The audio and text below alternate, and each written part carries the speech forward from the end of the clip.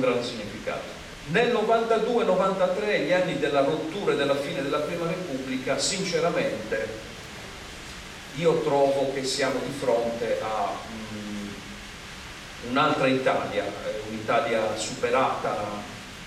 Quell'Italia di Moro non c'è più. Moro pensa al paese come un paese alla fine inquadrabile in grandi filoni di cultura, di pensiero, di cultura politica, di pensiero politico. C'è un ruolo della Chiesa aggregante da una parte, c'è un sistema internazionale dall'altra che rende forti anche movimenti politici che non hanno più forza. E tuttavia, ecco, il 92-93 io lo vedo veramente come quello di una nuova Italia.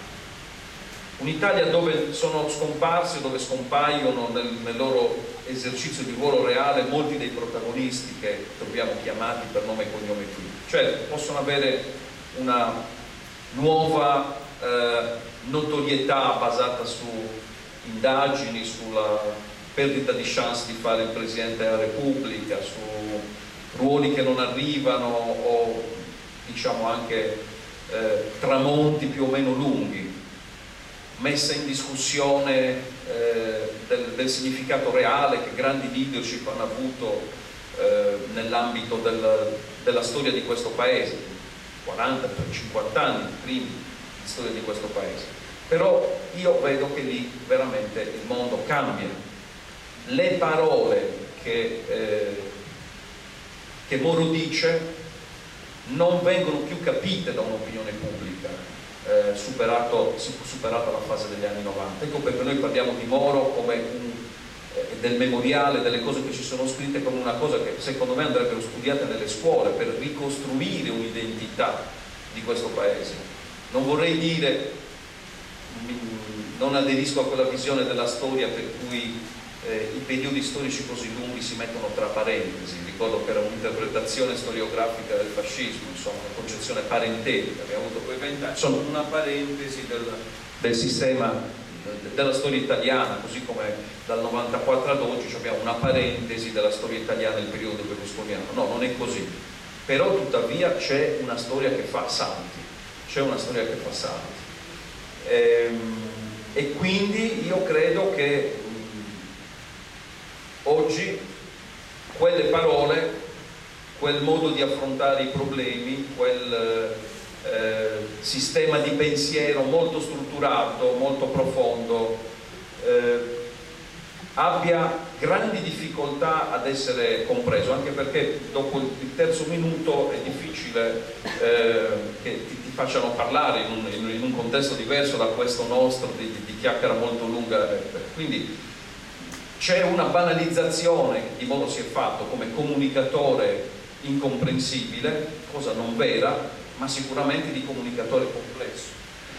In un tempo in cui la riduzione della complessità è il dovere primo della politica e del politico, Moro sarebbe sicuramente fuori moda, e quindi anche in quel periodo, nella seconda parte, diciamo, degli anni 90, siamo di fronte a figure totalmente diverse da questa. Il sistema istituzionale muta, e muta secondo canoni in cui una persona come Moro difficilmente avrebbe riavuto il suo ruolo riconosciuto e importante, quando lui è un avvicinatore di sistemi politici molto distanti ed è un integratore, mediatore, uno che propone sintesi nuove, ma le propone sempre all'interno di un meccanismo politico che è una repubblica fortemente dei partiti e fortemente del Parlamento. Ho questa impressione, basta una innovazione istituzionale come l'elezione diretta di sindaci, presidenti di regione, in maniera implicita anche il riconoscimento popolare delle leadership nazionali, per scardinare un meccanismo in cui c'è questa funzione riaggregativa di un grande intellettuale, di un grande politico, nell'ambito di un sistema che invece si aggrega e si polarizza in questa maniera molto, molto forte. Se Moro fosse sopravvissuto al suo rapimento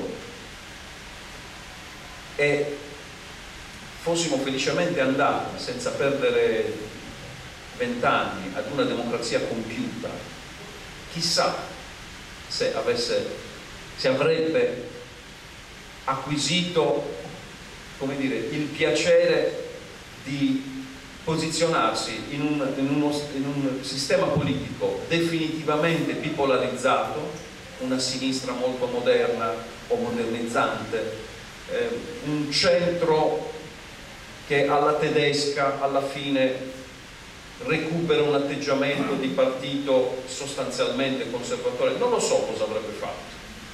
Forse avrebbe mantenuto un atteggiamento come altri hanno fatto, ma lui me lo immagino con la sua caratteristica, da riserva della Repubblica, da chi deve intervenire nei momenti di grande necessità per questo Paese, anche non con la forza del ruolo istituzionale, ma con la forza della parola, detta nella maniera gentile che conoscevamo pubblicamente,